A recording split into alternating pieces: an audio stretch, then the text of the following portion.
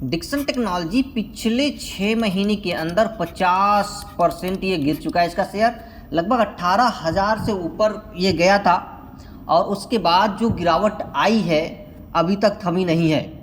तो क्या ये गिरावट आगे आने वाला समय में और रहेगा या ये एक अपॉर्चुनिटी है या कोई डेंजर है हमारे लिए? तो बने रहिए वीडियो में, हम इसकी पूरी एनालिसिस करने वाले हैं।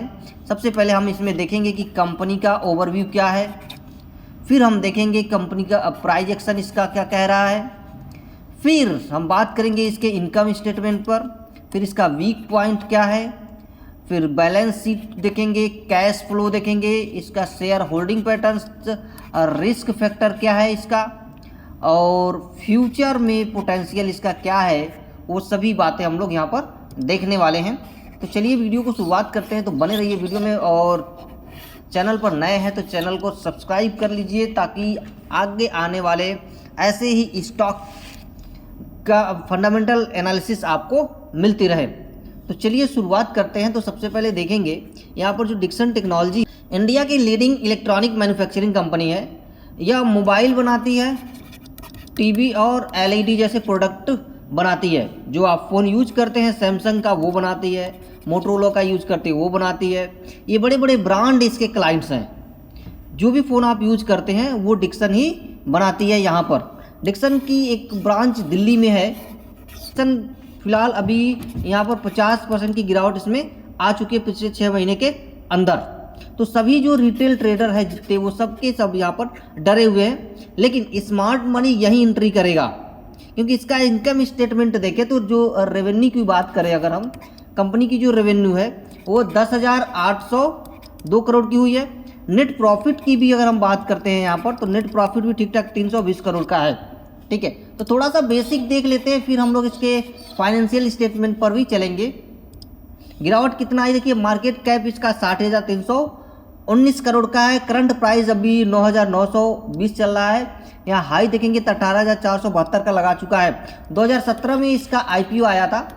2017 में लगभग 500 के आसपास आईपीओ आया था और ये 9 साल के अंदर 10 साल के अंदर कई गुना एक बड़ा मल्टी बैगर स्टॉक्स बना था। पी भी इसका 42 है, बुक वैल्यू भी अच्छा खासा है, आरओसी ठीक है, आरओई भी ठीक है, फेस वैल्यू 2 का है। अब यहाँ पर इसका चार्ट देखिएगा पिछले 6 महीने का, लगातार एक नीचे के साइड में यहाँ पर गिरावट देखने को मिली है। 50% कंपनी साफ हो चुकी है, यानी 18,000 का आंकड़ा छूने के बाद अभी 9,000 पर ये ट्रेड कर रहा है। तो एक सस्ता बहुत ज़्यादा यानी 50% डिस्काउंट के साथ ये शेयर हमको मिल रहा है।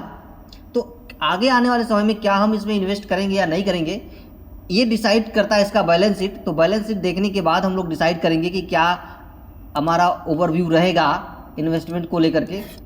तो आगे हम बढ़ते हैं और इसका जो क्वार्टरली रिजल्ट है एक बार वो चेक कर लेते हैं ज़रा सा कि क्वार्टरली रिजल्ट क्या करता है, कह रहा है।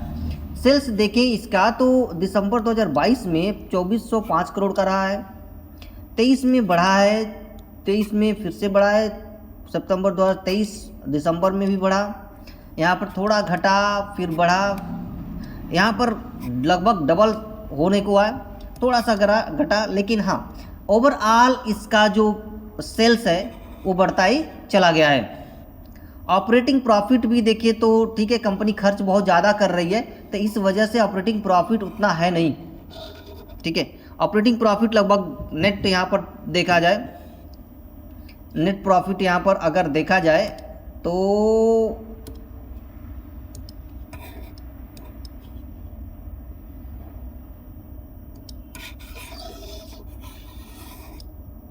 नेट प्रॉफिट की मैं बात कर रहा था। तो नेट प्रॉफिट यहाँ देखिए 321 करोड़ का है नेट प्रॉफिट।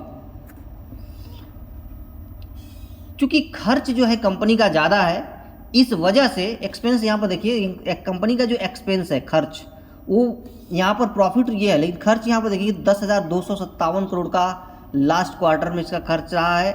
इससे पहले 14,000 करोड़ का खर्च रहा है, फिर 12,000 का, 9,000 का, फिर 10,000 का। तो कंपनी का जो खर्च है, एक्सपेंस है वो बहुत अधिक है। क्योंकि कंपनी सेल्स तो कर रही है लेकिन प्रॉफिट मार्जिन यहाँ पर बहुत कम हो जा रहा है। प्रॉफिट मार्जिन कम इसलिए हो जा रहा है क्योंकि कंपनी का एक्सपेंस जो है वो बहुत अधिक है, खर्च ज़्यादा है, प्रॉफिट यहाँ पर कम है। देख रहे हैं खर्च कितना है, यहाँ पर खर्च 2294 करोड़ तो प्रॉफिट है 52 करोड़। यहाँ 2909 करोड़ का खर्च है तो यहाँ जो है 81 करोड़ का प्रॉफिट है। 3140 करोड़ का खर्च है तो 67 करोड़ का प्रॉफिट है। तो यहाँ पर खर्च ज़्यादा है, प्रॉफिट कम है, इस वजह से थोड़ा सा ये रिस्क फैक्टर एक बन रहा है। यहाँ देखिए प्रॉफिट एंड लॉस इसका, जैसा कि मैंने आपको दिखाया, ठीक है। अब यहाँ पर इसका बैलेंस शीट अगर यहाँ पर देखेंगे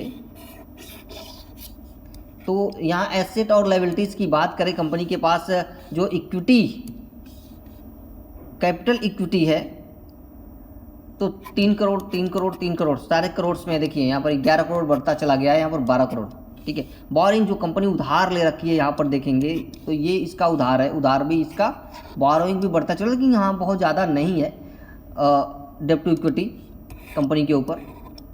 टोटल एसेट इसके पास 19,651 करोड़ का टोटल एसेट है कंपनी के पास। कैश फ्लो इसका एक बार चेक कर लेते हैं, कैश फ्लो क्या कह रहा है।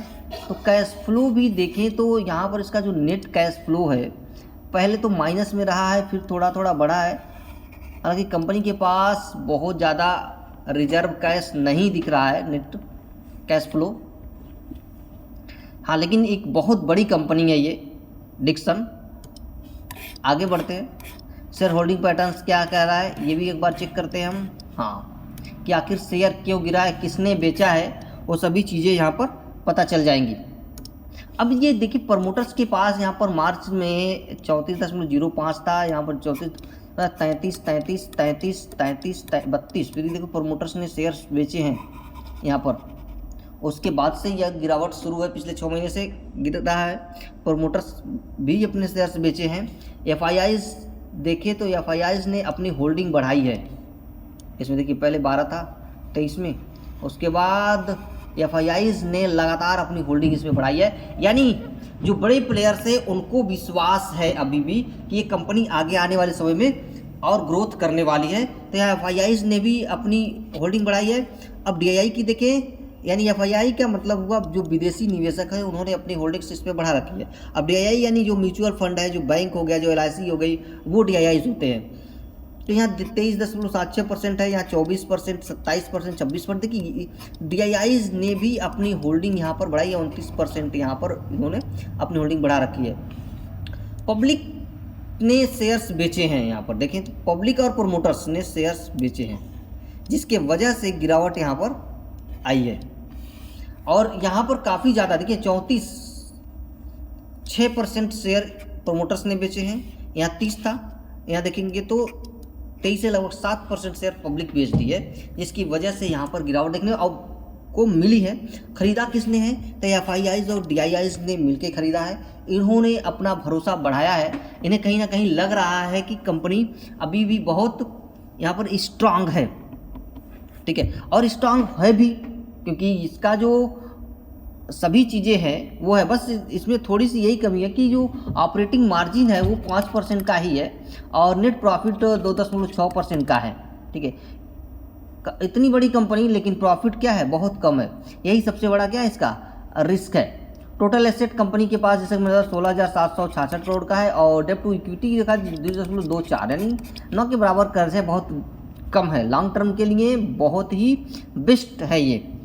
कैश फ्लो भी 1149 करोड़ का है, इन्वेस्टमेंट कैश फ्लो निगेटिव है, यानी कंपनी फ्यूचर ग्रोथ के लिए इन्वेस्ट कर रही है, इस वजह से कैश अपने पास नहीं रखी है,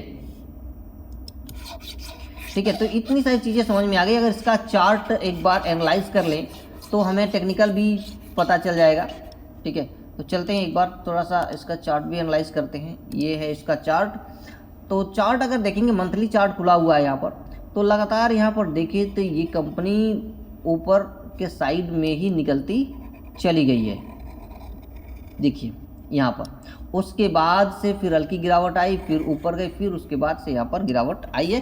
तो जो यहाँ पर अपर बैंड को टच करके ये मिडिल बैंड को तोड़ करके अभी निचले बैंड पर ट्रेड कर रही है। वॉल्यूम भी यहाँ पर देखें तो निगेटिव ही यहाँ पर आ रहा है, तो इस वजह से अभी भी आगे आने वाले समय में इसके ऊपर दबाव है, क्योंकि यहाँ पूरे वर्ल्ड वाइड जो भी टेक कंपनियाँ हैं वो स्लो डाउन चल रही हैं, तो ये भी एक टेक कंपनी ही है। तो इसके ऊपर जो कि मोबाइल एसेसरीज इलेक्ट्रॉनिक कंपनी है, चूँकि मोबाइल बनाती है, सैमसंग की कंपनी बनाती है, तो इसके जो ब्रांड हैं वो सैमसंग है, मोटरोला है, आदि कंपनियां हैं। तो थोड़ा जो ओवरऑल इम्पैक्ट पड़ रहा है यूएस के इकोनॉमिक के हिसाब से इस पर भी पड़ेगा, जिसके वजह से शेयर्स यहाँ पर गिर रहे हैं, रिटेलर्स भी पैनिक कर रहे हैं। हालांकि हाँ, जो बड़े प्लेयर्स हैं, जो FIIs है, जो DII है, इन्होंने भरोसा बना के रखा है कि कहीं ना कहीं ये लॉन्ग टर्म में ये अभी फिर से एक बार मल्टीबैगर बनेगा।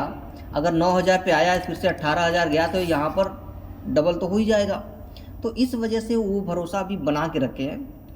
तो एक बाउंस बैक यहाँ पर मिलेगा आने वाले समय में, लेकिन हाँ थोड़ा समय लगेगा। तो ये कंपनी अभी जो है ट्रेडिंग के लिए वोलेटिलिटी बनी रहेगी, लेकिन लॉन्ग टर्म इन्वेस्टमेंट के लिए अच्छी है। तो अगर ये चीज़ें, अगर डेली एनालिसिस की वीडियो आपको चाहिए तो चैनल को लाइक शेयर और सब्सक्राइब करना बिल्कुल ना भूलें, क्योंकि मैं आपके लिए डेली लेकर के आता रहता हूँ फंडामेंटल एनालिसिस। तो आज के लिए इतना ही, मिलते फिर हम लोग नेक्स्ट वीडियो में।